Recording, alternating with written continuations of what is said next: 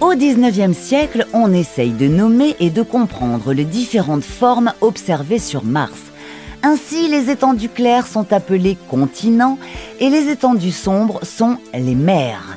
Avec l'atmosphère que l'on suppose et les calottes glaciaires, Mars est à cette époque perçu comme une véritable réplique de la Terre.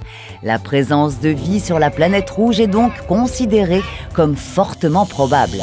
C'est seulement au XXe siècle qu'on y voit enfin plus clair sur Mars. Nous sommes en période de guerre froide et dans l'espace se déroule une véritable course entre les États-Unis et l'Union soviétique.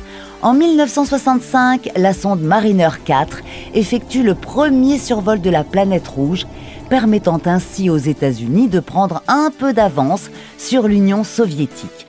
Mariner 4 effectue de nombreux clichés à l'origine de découvertes, pour le moins décevantes. La planète semble finalement aride, son atmosphère a une pression beaucoup plus faible que celle de la Terre et est chargée de dioxyde de carbone. Maintenant c'est sûr, il ne peut pas y avoir de martiens sur la planète rouge.